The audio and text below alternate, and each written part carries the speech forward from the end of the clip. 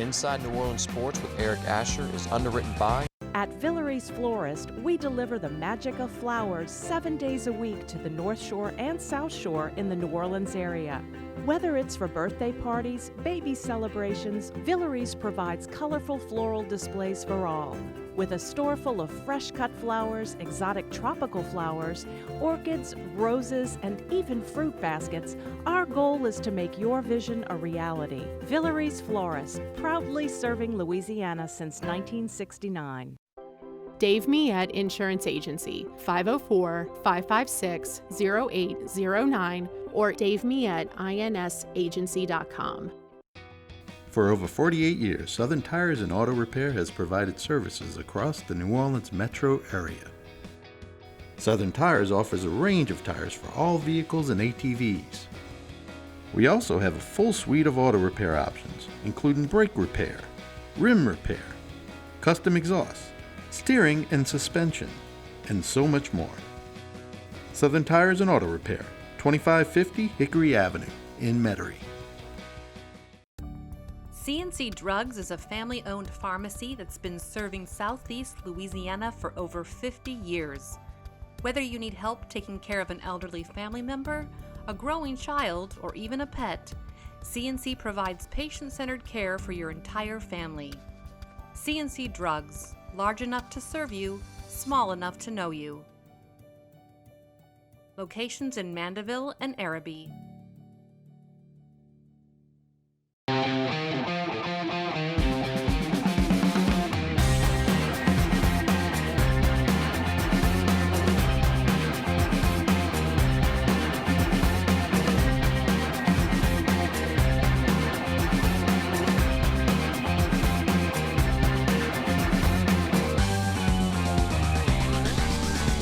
Good evening and welcome to another edition of Inside New Orleans Sports. I'm your host, Eric Asher. Over the next hour, we will cover all the home teams.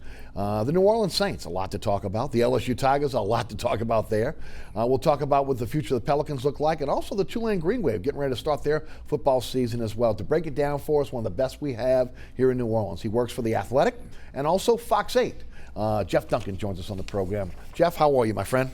Doing great, Eric. It's a busy time of year, but hey, this is what we want. We don't. Yes. We want better than what we had a few months ago, right? Exactly. I'm glad to see sports finally getting back, and it looks like we're going to get football in this fall. Right. All right. I want to go through a couple things with you because, first of all, tell us a little bit about The Athletic. You're also working with Fox 8 as an analyst there, and of course, you got your book coming out very, very soon. So why don't we go through that? Yeah, it's an exciting time right now. The book is called Peyton and Breeze. We've talked about it in your program before. It's kind of a documenting the entire era of the Breeze-Peyton tenure here in New Orleans, the last 15 years. A historic period, as all Saints fans know.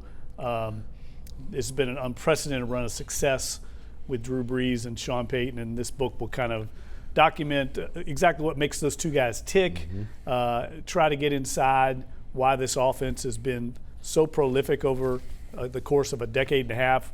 The NFL's never seen such a productive offense as they've had here. So it's really was kind of a labor of love for me. I'm really excited to see it come out. You can order it online right now, pre-order it on Amazon or at Triumph Books, the publisher out of Chicago. And then at The Athletic, I mean, we're just wheeling and dealing right now. Our whole staff is preparing all of our season previews. Yes. I'm getting ready to do my crystal ball columns, forecasting the LSU, Tulane, and Saints seasons, which is always a lot of fun. Yes. And I think it's going to be a good fall for all three teams. But I don't think we're going to see anything like what we saw last year at LSU. I don't know if we'll ever see anything like that again. Yeah, no doubt about it. And of course, an analyst at Fox 8 on a lot of their programming. Yeah, matter of fact, Juan, Kincaid, and the rest of the crew over there, great group of guys. We do, of course, Final Play show, the overtime show, and really talk a lot of Saints, try to drill down into that, do some Pelicans and LSU as well, and those shows every weekend on Fox 8, also every Thursday. Jeff Duncan, busy man. Now, in between that, radio show appearances, TV show, believe me, a full day for Jeff Duncan every single day. Yeah, but it's fun. I like staying busy. Yeah, no doubt about it. Let's start with the Saints. Biggest news this week, Alvin Kamara the quote-unquote, I don't know if it was a holdout or not, again, not practicing. Of course, what blew up over the last couple days with Josiah Anderson talking about the Saints may be open to trading him, and then of course the backtracking of his agent, and then of course the Saints and Sean Payton really kind of calming everyone down yesterday when the media had a chance to talk to him. You were all over this story since the beginning. Why don't you kind of give us your synopsis of what has happened and what you think will happen? Well, Eric, they've been talking for a while. They were actually started negotiations before training camp even started, and we're making good progress. And I think when it got down to the nitty-gritty, typical contract negotiations, leverage was involved. The only leverage that the Kamara camp really had was to pull him out of practice and try and create leverage that way. With the season approaching, the Saints obviously want Alvin Kamara at practice as they begin to really turn their focus away from the conditioning and installation part of training camp and start focusing on the Tampa Bay Buccaneers. They need Kamara at practice. His agency, Clutch Sports, who New Orleans fans are very familiar with, they represented Anthony Davis. This is their first go-round with Alvin Kamara, first big contract for Alvin Kamara. He's trying to get as much money as he can. I think people have to realize Alvin Kamara has been playing on a third-round draft pick contract. I mean, he's not making a lot of money. He's outperformed that for 3 years. And he got injured last year. He's had a back issue this year that they say is minor, but anytime you're messing with the back, it's not minor, especially at that position. So they're trying to get as much money as they can. The Saints, on the other hand, have a number of priority contracts coming up. They just paid Mike Thomas $20 million a year, made him the highest paid receiver in the league last year. Now you have to start looking at other players in that 2017 draft class, elite players like Ryan Ramczyk, Marshawn Lattimore. They also are probably going to re-up Marcus Williams. Right. And we all know, next to quarterback, Ryan Ramczyk plays tackle, Marshawn Lattimore plays corner. He's a shutdown corner. Those are the two highest paid positions in the league next to quarterback. Yes. So they're trying to do all these deals and with an eye down the road for how they're going to manage it under a salary cap that's probably going to be less than it's been in a number of years because of the pandemic and the impact it's had on revenues. So there's a lot of things at play here. Yeah. And I think what we've seen here the last week was the Saints finally saying, hey, we've had enough. You need to get into camp, start practicing with the team. We're going to get this thing done, and I think it will get done in the next few days. To your point, again, the salary cap expected to drop. It's $198 million this year, expected to drop to $175 million next year. They're going to spread the loss of from the pandemic over the next few years through 2024. The issue is the Saints next year on their books right now have $246 million. So they got to figure out again how they can pare that cap down, which means they have to have cap-friendly contracts going forward. Also, to your point, you mentioned Ramczyk, you mentioned Lattimore, Kamara obviously this year, Demario Davis as you mentioned. Yep. You've got he'll be 33 years old. Okay, you've got Cook will be 35 years old. Rankins again coming off his injury. Alonzo will be 32. Craig Roberts will be 34. And then P.J. Williams, Marcus Williams, Anzalone, Henderson, Hendrickson, all those guys, young players coming off their rookie contracts in a lot of cases, with the exception of P.J. Williams. And then the unknown, right, when you start talking about Jameis Winston. These are all guys that, again, are not under contract. And we haven't even talked about Drew Brees on whether he wants to stay another year. So, wow, they got a lot loaded up here within the next couple of years in terms of signing those great draft classes and trying to keep this nucleus together. And I think you hit the nail on the head. The Drew Brees situation is kind of the linchpin for everything. And if Drew Brees does elect to retire after this season, which I think we all believe that's going to happen, then that's going to open up a significant amount of money on the cap because he's being paid at an elite quarterback level. They're already paying Taysom Hill sort of a in-between an elite quarterback and what he was doing. I think they wanted to reward him for his role and keep him happy in case he ends up being the heir apparent, which I think he will be.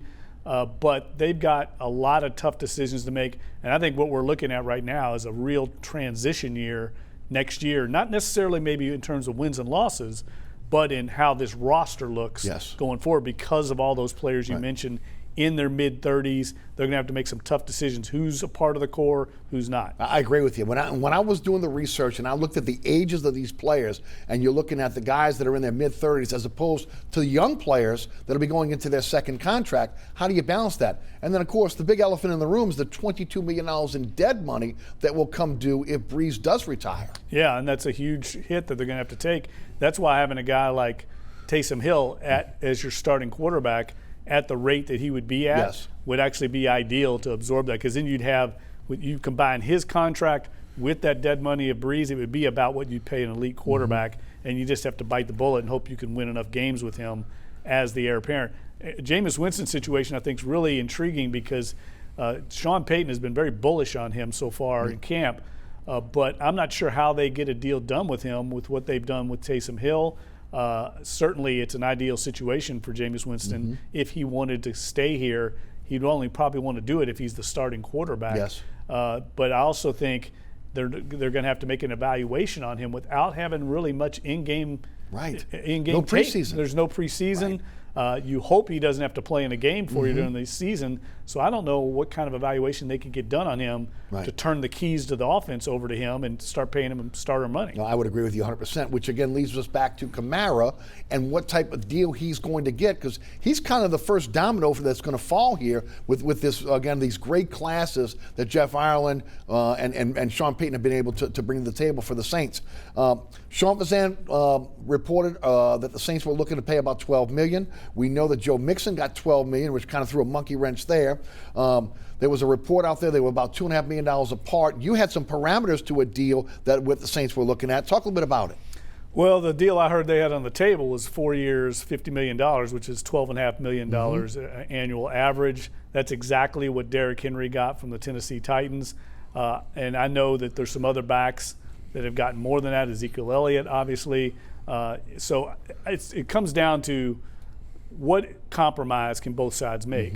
The Saints in the past, historically, have not paid running backs very much money. They haven't paid perimeter players very much money. Michael Thomas was really the one exception. In the past, they've kind of asked for, if you will, a discount on those positions because they have such a good culture, because they have such a winning, successful history under Peyton and Breeze. They've been able to get away with that because players want to play here. I'm not sure if that's going to work going forward, especially for a running back like Kamara, who's so talented and dynamic and who's really taken a less than market rate deal. He's been stuck on a rookie deal. He's going to want more money because he plays a collision position. He plays a position that he could be injured and be out of the league in 2 years. It's not like other positions. Running back is one of the most difficult positions to maintain longevity at. So he's trying to get as much as he can. This is why this negotiation, I think, is a little more dicey than the other ones going forward, just because of the nature of running backs and how quickly they drop off. Now, that Ezekiel Elliott deal is good as it looked, when they did it. Yes. He was not very productive last year. Absolutely. And the Cowboys, I think, would like to see, him be more productive considering how much they're paying him. Of course, the big monkey wrench was when Christian McCaffrey got $16 million. Correct. I mean, that again, and when you look at both guys, the skill set, again, that kind of raised the bar for Kamara. But if you're the New Orleans Saints, you've got Mike Thomas. He's basically your Christian McCaffrey. Yes. So that's the issue. The Panthers don't have Mike Thomas. True. They're not paying a Mike Thomas. Basically, they're paying Christian McCaffrey that. He's their bell cow. That's not the case with Alvin Kamara. He's not a bell cow back in this system. And that's what I'm sure Mickey Loomis and Kai Harley are talking to in negotiations are bringing up. You can come here, you're going to win a lot, you're going to be productive, you're probably going to have more tread on your tire because you are not being used as much as you would be, say, as like Christian McCaffrey is in Carolina. So there's a give and take there that I'm sure they're trying to negotiate. But right now, if you're Alvin Kamara, you want as much as you can get. Of course. Because it's not, as Randy Mueller used to always say, these aren't civil service jobs. No. You're out of here quickly. That is true. What are your sources telling you about, because let's face it, it is guaranteed money and it's the length of the deal. So what are you hearing in terms of the parameters of that? Well, I think that's part of the biggest negotiation right now is what kind of guaranteed money they can get. I haven't heard any guaranteed numbers, but I think it's going to. What I've been told is it's a similar deal to the one that Derrick Henry got, the one that Joe Mixon got, and I think those deals would be a good guideline for anyone that's looking into the nuts and bolts of the deal. And of course, Derrick Henry, 4 years, $50 million, $25.5 million guaranteed over the first 2 years of his deal. Right. So again, that was his deal. The trade, and that was the thing that really woke up New Orleans, right? Alvin Kamara, well, the Saints may be open to trading Kamara. Was that something that was a shot across the bow?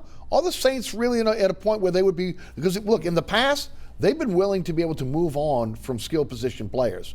Was that something you feel that they'd be willing to do if the right offer came up and they couldn't get this deal done, or was that just posturing for the negotiations? Well, look, I think it was both. I think it can be both. It can be a shot across the bow, and it can be realistic. And I think they would have definitely, if they felt like Kamara's agency and Kamara were not willing to compromise, they certainly would. They have a number that they're not gonna go above. And if they can't reach a compromise, and they know that Kamara is gonna walk in free agency, certainly they would move on from him. They have unwavering confidence in Sean Payton and that offensive staff, especially with Drew Brees here, and their ability to morph the offensive system into a productive attack, no matter who's there on the perimeter. Yes. I mean, it doesn't really matter. They've moved on, like you said, from elite players like Jimmy Graham and Brandon Cooks and Reggie Bush and Darren Sproles, and the offense really hasn't missed a beat. They've been in the top 10 for 14 consecutive years. They always rank among the leading scoring offenses. They would just draw up different plays to highlight strengths of the perimeter players and go away maybe from the plays that work with the Kamara. But make no mistake, they want Kamara here. They want him part of this offense. They know he's a dynamic player, but they are not going to go above the number they feel is the value for him. I want to talk a little bit about the epidural, because that was the first we heard about that this week. And of course, you mentioned as we open up, and anybody that's had any back problems, again, knows back problems just don't go away. That to me, when all this was happening, when the epidural story came out, that was the most concerning to me. Wait a minute, you got a back that has, a running back that has back issues that need an epidural. Yeah, and I'm not 100% sure where all that came from. I'm sure it came from his camp. Yes. Trying to basically explain why he hasn't been at practice. I'm not sure how much I believe. I've been told by people that it's not a serious injury. It's not a serious thing to be concerned about. There was a lot of smoke coming out. Yes. I mean, at first, Sean Payton said Alvin Kamara had a stomach bug. That's why he wasn't at practice. Then we saw the report from Adam Schefter, who's as wired in and is, I think, solid a reporter as there is in the NFL. He said the holdout was contract related. That's why he's not practicing. And then we saw the epidural and the back stuff that's coming out from unnamed sources. I'm sure that came from Kamara's camp. Add all that up, at some point, it's also come out that Alvin Kamara has been fined for missing practices. You don't get fined for missing practices because of an injury or an illness. Yeah, that's like $40,000 a day, right? Right. You get fined for missing when you're unexcused. So that indicates to me that this was all contract related, and all this other stuff is a lot of smoke. Kamara set to make $2.1 million this year, as Jeff said. Again, as outplayed his contract. But we saw a guy outplay his contract when Sean Payton first took over this team too, in Drew Brees, and he played the whole contract out. So it's not I mean, again, they have renegotiated deals in the past, but it's not unprecedented for somebody to have to go through the whole deal before they do this. They do have the franchise tag at their disposal if things break down and they decide, you know what, we're going to hold on to him, and next year the average of the top 5 backs might be somewhere around what they're talking about in terms of money right now. Yeah, and I think it's going to be difficult to franchise him and also try and get a deal done with Ramczyk and Marshawn Lattimore. Those deals are going to be significant. Yes. And we don't know what the situation is with Brees. So they're going to be in a squeeze here, and they know that, and that's why they're trying to pinch every penny they can. Yes. I don't think they're trying to be disrespectful to Alvin Kamara. I think exact the opposite. I think they're trying to respect what he's done by making him a priority right now and trying to get a deal done before the season starts to give him long-term security. That's why this thing's coming to a head right now with 10 days before the season opener, and it's why Kamara's camp is trying to push the envelope. When you're looking at the loss of revenue that they're going to, from the pandemic, they're going to spread over the next few years, all the way to 2024. I mean, we could see salaries go down some, right? I mean, Sure. when you're talking about the percentage of the profits that are made by the NFL, and how they're going to break that down with the cap. I mean, guys that are making a lot of money right now, we may not see that over the next few years because of, again, trying to make up some of that revenue. Well, I think it's going to plateau a little bit. I think you're still going to see some pay raises for elite players. I mean, I think Ryan Ramczyk's going to command a big-time contract. Yes. Lattimore has to have a big year. There's no question. I mean, his performance has not matched what he did as a rookie. If you look at all the analytics on him, all the numbers, his numbers have not matched up. Now, I will say this. The sources out at Saints camp say there's no one having a better camp than Marshawn Lattimore. Right. He's been an elite player so far in camp. He knows there's a lot on the line for him going into next season. Yes. So I think Lattimore will also be a major investment for this team, and you have to pay him in this division with so many elite receivers. Yes. We've already seen what the NFC South's like. Both Ramczyk and Lattimore, again, their fifth-year option has been picked up. That's next year, and then they become unrestricted free agents the following year. So again, a lot on the table of Mickey Loomis, and they've always had a plan.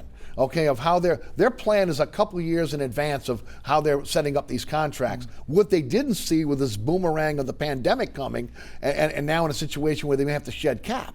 Yeah, that's a whole nother factor that they're having to weigh. And look, they're trying to go all in this year and trying to make a push. They've got an elite team this year. They know it. They've got almost everybody on both sides of the ball back from last season. They have players in their primes of their careers, and they're in their mid to kind of late 20s. That's when you really reach your peak physically and mentally in the NFL. So there's opportunity here to try and win. And if you can make a deep push, then if you can push off this transition year as long as you can. They've seemingly been doing it now for about 4 years with this core from the 2017 draft class. That's what they're doing. They're treading water, trying to win another Super Bowl. Trying to get back to the Super Bowl. Yes. And then eventually they're going to have to move on and have a transition. Yep, there's no doubt. It's hard to believe. Cutdown day is Saturday. I mean, it's come so quickly because without preseason games, etc. That's 3 p.m. on September the 5th. They got to get down to 53, and then they can get to the next day. They get to a 16-man practice squad, which includes 6 veterans, and then they can freeze 4 positions, 4 players on that practice squad, where again other teams can't take those players, and put them on their active roster. There is no taking a player off the practice squad and moving to practice squad. They got to go to an active roster. The good news is, with so much talent on this team, you may be able to hold on to a little bit of that, especially some of this young talent with this practice squad, and then a few key veterans that you can keep as well. Yeah, it's really interesting new, basically, guidelines for the practice squad, and it'll be interesting to see how it, is navigated around the league because teams have not had an opportunity to see any film on a lot of these young players. Yes. So they're basically going by practice reports from the media around the league. Or their scouting reports that they had going into the draft, but they don't know how these players are performing other than basically surveying and scouring media reports. And I don't know if you're going to feel confident enough to pick up a player off someone's practice report. So it's going to be interesting to see how this plays out once the first cuts are made. And what the Saints do if they feel confident in the guys they have to bring a lot of them back. There's probably going to be some areas where they look at and say, look, we need a little more veteran help here. We'll see what's out there on in the landscape. But I think this Saints team is so deep.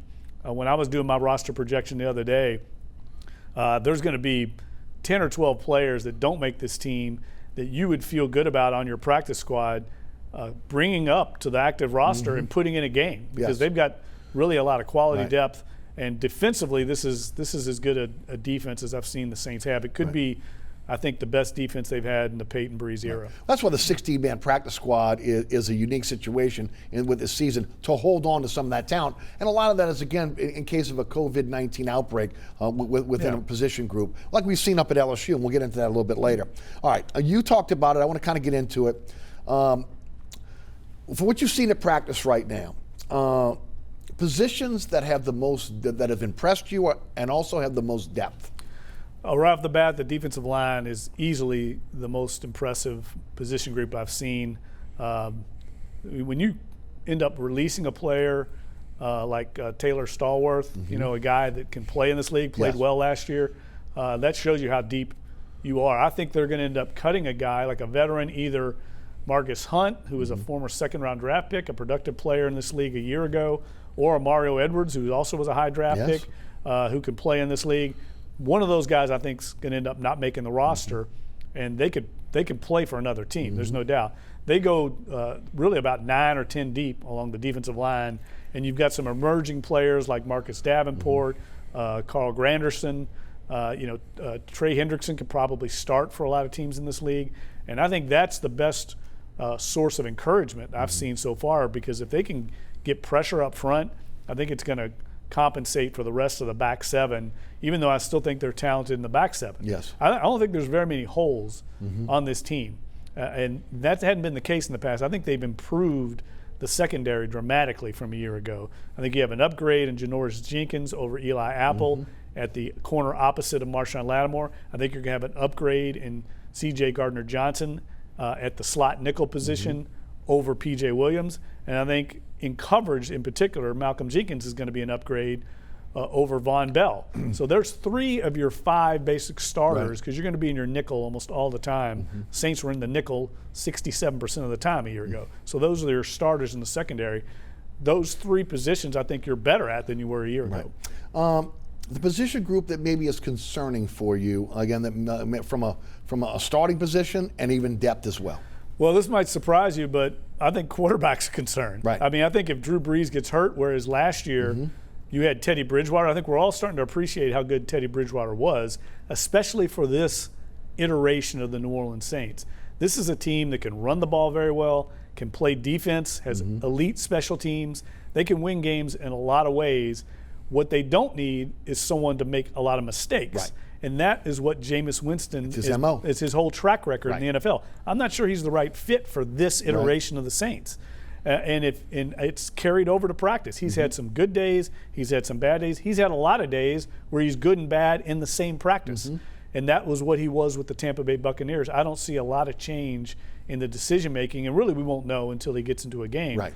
But if Drew Brees goes down, can Jameis Winston be the game manager and not make the mistakes the way Teddy Bridgewater did during that 5-game stretch? And then if it's Taysom Hill, I mean, he's unproven. Yes. So I think that is my biggest concern right now. If Brees, at his age, were to go down. Toughest cuts that you think it may be in this team, on this team? Is it defensive line? Is it somewhere else on? Yes, definitely. It's defensive line? No question. There's going to be some good players along the offensive line. Right. Some good young prospects that I think they were hoping to sneak through and get on the practice squad. I think the receiver position, once you get past the top 3, is going to be really interesting to see who stays, because I think that young group of receivers, each one seems to take a day where they're the star of camp that day, and then they kind of disappear for a few days. I haven't seen anyone really emerge from that group. So I think, actually, if you want to say the top 4, because I'm including Deontay Harrison there, Traquan Smith has been really a guy that everyone's raved over in camp, and then obviously the starters, Emmanuel Sanders and Mike Thomas. That depth there I think is good, but I don't know who stands out, who they keep. Cesar Ruiz or McCoy, Eric McCoy, what positions do they play? Again, Ruiz has been hurt, which again is kind of stymied his progress. How does that affect the decision going forward? What do you think happens along that offensive line? Well, I think long term, Cesar Ruiz is going to be the center. I'm not sure that he'll be the center this year. I used to think he was going to be the starting center. I think they're going to be fine either way. I really don't think it's going to be a big deal. I think they're going to put the best 5 out there, and it's going to be Cesar Ruiz and Eric McCoy are going to be in that top 5. But right now, he's looked so good at guard. He's so athletic. The first thing that stands out about Ruiz when you watch him is his feet and his agility and range. He can get out on those screens. The Saints love to run those screens to Kamara. They did it with Pierre Thomas, and that requires elite athleticism at the interior position at guard and center. But Ruiz, really what's going to come down to, and this is stuff we don't see at practice, is he making the right checks? Is he making the right decisions when he's over the ball in concert with Drew Brees? And fortunately for him, he's got a guy that sees everything. And can make the calls as well. Yeah, I mean, John Stinchcomb told me he referred to Drew Brees as a supercomputer. And he said he makes up for a lot of mistakes that the offensive line makes because he's seen it all. So they have that luxury. But what happens going forward, or if Breeze goes down, you don't have that. Right. Malcolm Jenkins, Zach Vaughn, along with Ruiz have been hurt a lot during this camp.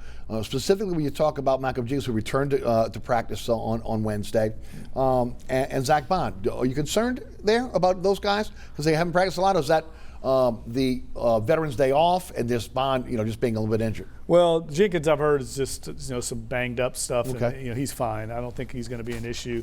Vaughn tweaked his hamstring. I was there that day. He definitely pulled up on the sidelines, and there's no question those are soft tissue injuries. I mean, the Saints have been fortunate, actually, that they haven't had anything more serious. I think that was probably the most serious injury they've had in camp so far. Certainly that's a setback for him. He needs to be out there every day because he's a rookie, and those live reps you just can't replicate in practice. So that's a setback. He was a guy that they were really high on because they were going to be able to use him in a lot of different ways. There's a little bit of a chess piece because he can definitely rush the passer as well. So it's a setback at the linebacker position, but they've got a lot of good young linebackers. That's why they were able to let go Nigel Bradham, because they feel like these young guys were playing so well that they really couldn't afford to wait on Nigel Bradham, who reported to camp really in not great shape. And I think they feel better about this young core than they did Bradham at that point. And Kiki Alonso could end up on the PUP list to start the season if he makes the team at all, based on what they have right now. And they like him. They like him a lot. They value his veteran presence, but he's got to get healthy. Yep, no doubt. Final question about the Saints, then we'll get into some LSU, and then we'll move on as we get into the second part of the show. The occupancy for the Green Bay game looks like it'll be 25%. If the mayor signs off on it, it'll be an opportunity for fans to be in the stands for the first time. The Tampa Bay game is going to be without fans. How do you think they'll deal with fans, no fans in the Dome? Well, look, there's a lot of stuff right now being discussed by the NFL. It sounds like they're going to have the ability to pipe in ambient noise during this opener. Yes. And now they're going to have guidelines and restrictions to the decibel levels that they can reach. But each stadium, each team is going to have an audio engineer assigned by the NFL that will handle all these ambient noise soundtracks, if you will, during the game. So they will actually pipe in when the home team gets a first down. Right. There'll be a certain level of crowd noise for that. For a turnover, it's going to be louder. Right. For a touchdown, it'll be louder. That's all going to go on at the stadium. Now, I'm not sure how much music they're going to allow them to play. I'm sure there'll be some between snaps. But all that is going to be under an NFL kind of template that every team in the league uses. Well, it's pretty easy. They went to Atlanta to get the audio, probably, right? Right, of course. Or Minnesota. Yeah, exactly. Right. No doubt about it. Jeff Duncan is our guest from The Athletic, also Fox 8. Also, he's got a brand new book coming out as well. We'll talk about that again before we get out of here this evening. I'm Eric Asher. We're going to take a quick break to hear from our underwriters. We'll come back. We'll talk LSU, Tulane, and Pelicans. Don't go anywhere.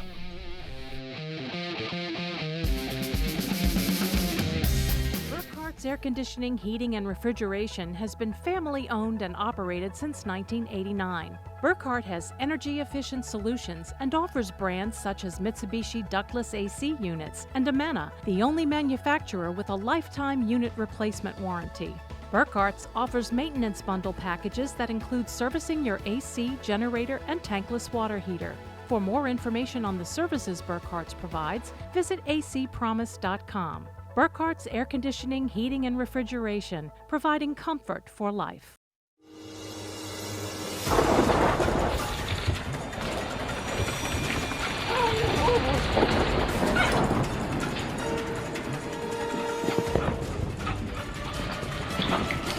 Experiencing rough weather with a bad roof can be a nightmare. It doesn't have to be. Suburban Roofing, because when it comes to roofing, there is a difference. Located at 3701 Iberville Street in Mid-City is Katie's Restaurant and Bar. Open 7 days a week, Katie's offers daily specials for lunch, dinner, and Sunday brunch. Serving New Orleans cuisine such as fried shrimp platters, grilled redfish, and a fully stocked bar.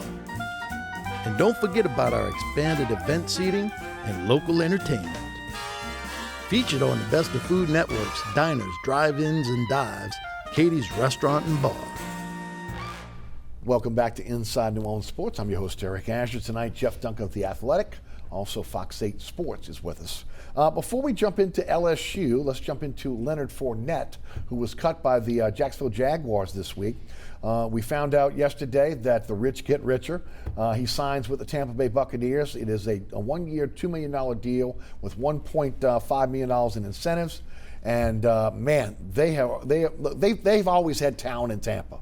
They've had a quarterback that's been erratic. They've had problems maybe again with leadership within that team, but they've assembled some talent in Tampa. You add a guy like Tom Brady, you add Gronk, and now you're adding a guy like Fournette on that offense. They're pretty loaded.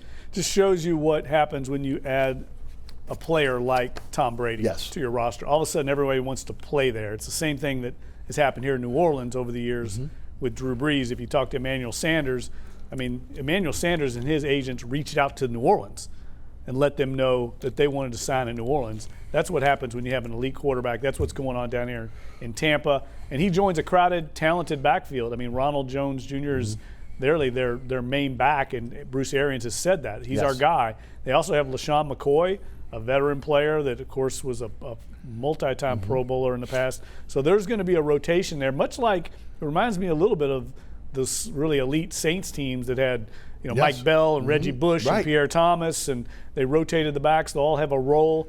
And I think it's a really smart move by Fournette and his agency of getting him in a very potentially successful situation where he's not going to put a lot of tread on his, put a lot of mileage on his legs in this situation. Where he doesn't have to be the bell cow guy that he was in Jacksonville. Has a chance maybe to make a deep playoff run and then kind of see what the landscape's like next year as far as running backs. I thought it was a good deal for him because, again, it's a one-year deal. He went into this saying, look, I'm not worried about the money as much as the fit. I thought he would end up with a more of a power running team, but this makes sense. Going to Tampa like that, and look. I think they're going to be right there with the Saints throughout the season in fighting for the NFC South Championship. Yeah, I'm eager to see how that plays out. I'm really eager to see this opener. I tweeted about it this week. The star power in this opening game, I've never seen anything like it. You got Brady, Breeze at quarterback. You've got Rob Gronkowski, Jared Cook at tight end. The backfield, we mentioned the Bucs backs. You've got, obviously Alvin Kamara, and then a receiver, Mike Thomas, Mike Evans, Chris Godwin. It's an amazing array of offensive talent, which means the game will probably be like 10-9. Right. It'll be a defensive battle. But that opener for Fox is going to be off the charts ratings. They're playing that in the prime of their lineup at 3:15 or 3:25, I think it is. It's their main game, and it's being broadcast over 90% of America. That shows you just how far both these organizations have come once they've got the quarterback no doubt position ironed out. And when you look at Tampa, they got a really, really good defense. Some could say they got a great defense. Maybe the only flaw they have on this team right now would be the question mark on the offensive line. Yeah, and I think it's the biggest issue that they've got right now. To be able to protect Brady. Yeah, how good is that offensive line going to be? We know that's a strength of the Saints. Yes. It's really, and it's something that they worked on improving by bringing in Ruiz this offseason. And I think the Saints' defensive line has a chance to be elite this year, maybe the best they've ever been. Sheldon Rankins has really come on recently in camp. I think that's a big advantage for the Saints. If they can stop the run and really tee off on Tom Brady at this stage of his career where he's not as mobile as he used to be, I think that's going to be the key to the game. Yeah, I would agree with you there. Let's talk about the LSU Tigers. Wow. You want to talk about a whirlwind just within the last week. Of course, they were preseason 5-6. In the polls, and then the defections start, okay? Look, I don't think anybody paid attention when, Kari Vincent said he was going to sit out for the draft, when Neil Farrell said he was going to sit out because of COVID, or even when Justin Thomas said he was going to transfer to UAB, or again, you're looking at TK McClendon, who also is in the transfer portal. But when Jamar Chase comes out early in the week and says he's going to bypass his junior year, and that is followed by Tyler Shelvin, all of a sudden, it was like an earthquake that went off at LSU. And, Jeff, this looked like a team that was going to have a chance to maybe be in a championship. And now you're looking at a team that has young talent, unproven. And I don't know if you can put them in that realm right now. Well, not to mention also the losses and attrition they've had in the coaching staff. Right. You lost one of the best defensive coordinators in all of college football. He was basically the CEO of the defense. And you lost Joe Brady. We don't know exactly what kind of impact he's going to have, his loss is going to have on the offense, and Linehan coming in to work with Insminger. There's just so much loss. I don't think I've ever seen anything like it. I think it's unprecedented for any team, not to mention I think I added up the other day, 17 of the 22 starters in the national title game now are not coming back. Isn't that crazy? For various reasons, Right. yeah. That's an amazing amount of talent that's gone by. And look, we all know LSU's recruited very well. They have a lot of talent behind those guys, but it's young, unproven talent. Yes. And we're not going to know how they perform until they get out there That's in right. a game under the lights, in the SEC, on the road at an Auburn or a Florida where they have to go this year. And starting with Miles Brennan, who I've heard nothing but rave reports about, but we don't truly know until he gets in the live fire. Right. And then you got 2 freshmen behind him if something was to happen. So again, there's a drop off there. I agree with you. Young, inexperienced. This was going to probably be a little bit of I don't want to say a redshirt year, but kind of easing these guys in to kind of take over for the next year. And it just didn't happen. You had 14 players drafted, right? And then you had 6 undrafted free agents, and then you add now Chase, Shelvin, and Kerry Vincent to the mix. I mean, and there might be more. Oh no, he said at least maybe 1 or 2 more. At least we're talking about it, right? Right. So look, I think obviously Coach Orgeron has a long runway. He won a national title in a magic carpet ride of a season. The fans are going to give him an extended honeymoon period, but at some point. They won't. We know that. We know this is Louisiana. Football's king here. He's earned certainly a honeymoon period. But this thing is really, I think, tenuous right now, the program. Yes. And we haven't even talked about the potential NCAA investigation that could go on and potential sanctions there. So there's a lot of things going on. But I think the interesting part of it is the transfer portal stuff, which is becoming a part of college football, for every program. Yes. But also these players opting out in this unprecedented situation. And I think that played into it as well, Eric. I mean, Jamar Chase is going to be a top 5 player. He's looking at $30 million right away. It's hard to risk that with an injury. I understand him. Shelvin was a little bit of a surprise to me, but he's also well thought of by some draft experts. But I think also the COVID situation, the fact that you don't even know if you're going to finish the season, you don't know what the season is going to play out like. Right. I think some of these players, looked at that as well. Right. And look, when you look at Chase's situation, you kind of look at it and say, hey, look, there's no way he can. It would be a long shot for him to be able to do better, have a better season than he had last year. Shelvin, you know what? It's a guy that's had weight problems. He's had issues at LSU his entire time. Even Coach O said he's got to be 330 for him to be effective. And he came into camp out of shape. So it'll be interesting to see again how that kind of plays out. But again, now these guys have agents. They'll probably get an advance on their contract, and they'll probably head out, whether it's California, Florida, whatever, and work out specifically, until the draft, getting ready for the combine. What I think might be interesting, that might come out of this, and I've not talked to anybody that said it, but it wouldn't surprise me if we see the college game go to a little more of an early entry, relax those guidelines that say you have to play 3 seasons or be enrolled for 3 seasons, and players could eventually start going to the NFL quicker, because I think that's what a lot of them are thinking as well, is they don't want to put too much wear and tear on their bodies over the course of their college careers if they're looking at a long-term NFL career. And maybe that ends up being something that the NCAA looks at long term that they could, kind of lead into this, because I think right now players are more about looking at their pro careers than their college careers. 10-game SEC schedule. How do they match up now? Well, I think it's an unforgiving conference, as we all know, and with so many young players, with so much unproven talent. I think right now, I mean, if I'm looking at my crystal ball, and I've started kind of working on that, I think you're looking at 7-3 as a good year. I mean, you got Alabama coming in that's going to be the decided favorite. I think they're going to be difficult to beat with all that talent they have. And then you've got so many 50-50 games on the road this year. Texas A&M, Florida, Auburn. Those games are going to be difficult with so much young talent. We don't know what at all like what the system is going to be like on either side of the ball right now because of the loss of the coordinators. I'm calling Joe Brady a coordinator. So I think there's just so much uncertainty And we don't. And you mentioned, I mean, the lack of depth at certain positions at quarterback. It's scary. Right. If Miles Brennan goes down, this team will struggle to win games. Yep, no doubt about it. You mentioned possible sanctions. Let's talk about that now before we move on to our next subject. And of course, a lot of that is really the spotlight is on Will Wade and possibly 11 potential recruits that had impermissible payments. They're trying to tie the football team and some sanctions there into that, which has got to be scaring again the LSU boosters and also again the powers that be at LSU. Talk a little bit about where they are right now with that. Well, it depends on who you talk to of the severity of these sanctions in this situation. LSU sources I've talked to are quietly confident that this thing is not going to be a big deal. They seem to think that the NCAA does not have much hard evidence on them and that they are going to be able to weather this. And I know they're supporting Will Wade at the highest levels at LSU and also Coach Ogeron with the football side of it. But if you talk to people on the NCAA side and sources around there, they think it's very serious and that they could both be looking at level 1 sanctions, which would be devastating and could affect, I think, Will Wade's employment there if he is guilty and found guilty of level 1 sanctions.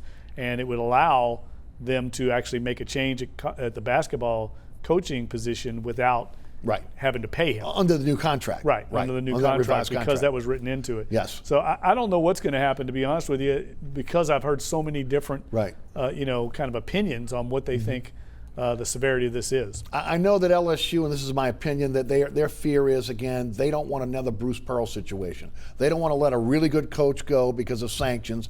He serves his suspension.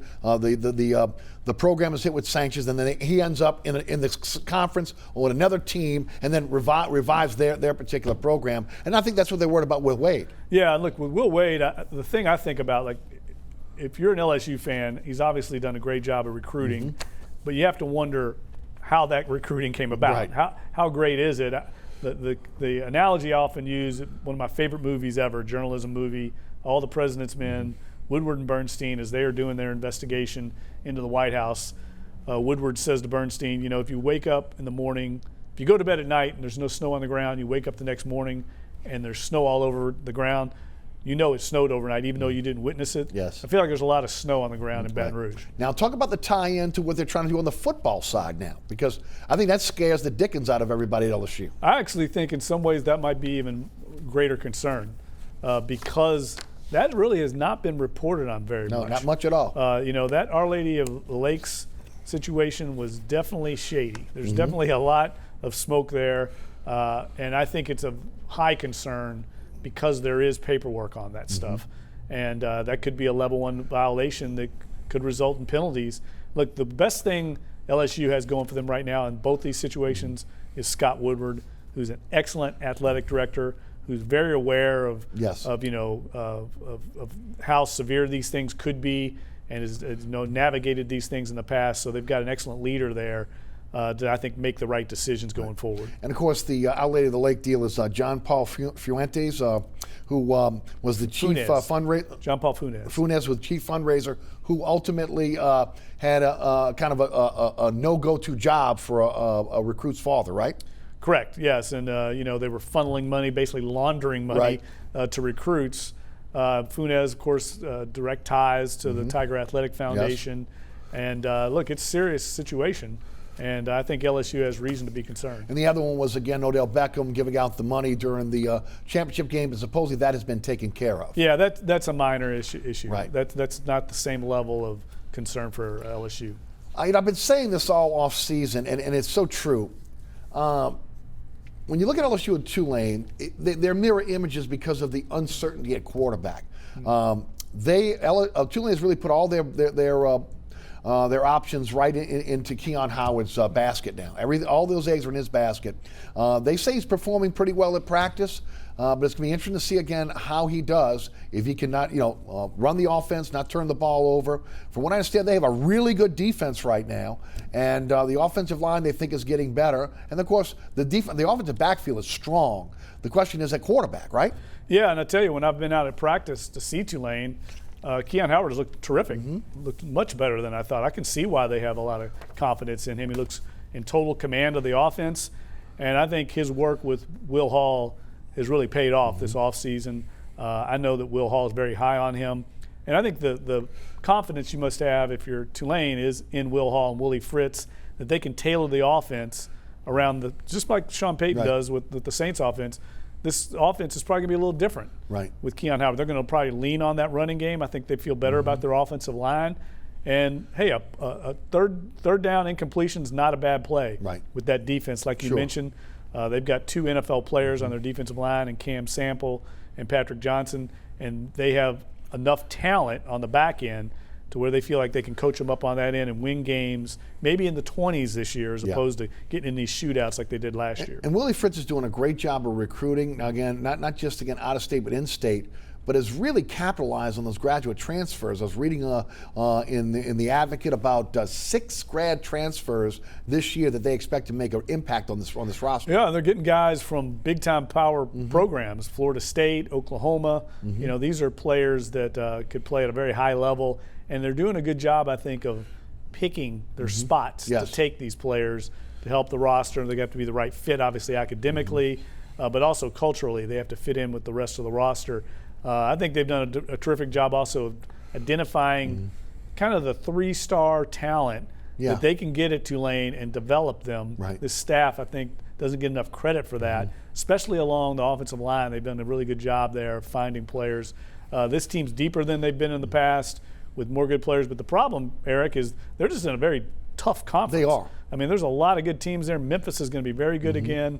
Cincinnati, with that coach up there, Luke Fickell, I think he's going to be a Big Ten coach at a high level. Houston, I'm sure, is going to come on. Now, Central Florida has been the kind of they got hit. They got hit with a lot of attrition. 10 players, 10 players now have opted out. But it's just going to be a difficult. There's not going to be very many easy games for them this year. Just like last year, a lot of 50-50 games.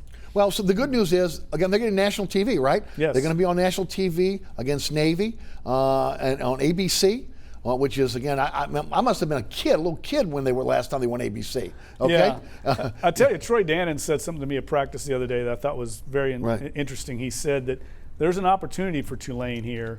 For once, they kind of have an advantage because of the deep pockets at the school.